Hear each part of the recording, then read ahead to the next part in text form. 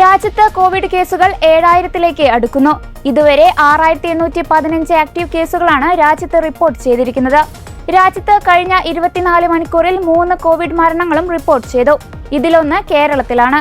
കേരളത്തിൽ കോവിഡ് കേസുകൾ 2000 കടന്നിരിക്കുകയാണ്. കഴിഞ്ഞ 24 മണിക്കൂറോടെ കേരളത്തിൽ ഒരു കോവിഡ് മരണം റിപ്പോർട്ട് ചെയ്തു. 79 വയസ്സുകാരനാണ് കോവിഡ് ബാധിച്ച് മരിച്ചത്. ഡൽഹിയിലും ജാർഖണ്ഡിലും ഓരോ മരണം വീതം റിപ്പോർട്ട് ചെയ്തു.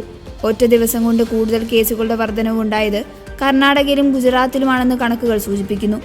ഇരു സംസ്ഥാനങ്ങളിലും 100-ലധികം കേസുകൾ വർധനവ് രേഖപ്പെടുത്തി. രാജ്യത്ത് കോവിഡിന്റെ പുതിയ വകഭേദം വ്യാപിക്കുന്നുവെന്നാണ് റിപ്പോർട്ടുകൾ. XFG എന്നാണ് പുതിയ വകഭേദത്തിന്റെ പേര്. നേരത്തെ രാജ്യത്ത് നിലവിലുള്ള 2 വകഭേദങ്ങൾ ചേർന്നുണ്ടായതാണ് XFG. ചൈനയുൾപ്പെടെയുള്ള ഏഷ്യയിലെ പല രാജ്യങ്ങളിലും കോവിഡ് കേസുകൾ വർദ്ധിക്കുന്നതിന് പിന്നിലും ഈ വകഭേദങ്ങളാണ് എന്നതാണ് വിദഗ്ധർ വ്യക്തമാക്കുന്നത്.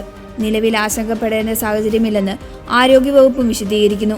എങ്കിലും പ്രായം കൂടിയവർ, നിയന്ത്രണമില്ലാത്ത പ്രമേഹം, അമിത രക്തസമ്മർദ്ദം, ആസ്മ, ശ്വാസകോശ രോഗങ്ങൾ എന്നിവയുള്ളവർ കൂടുതൽ ജാഗ്രത പുലർത്തണം.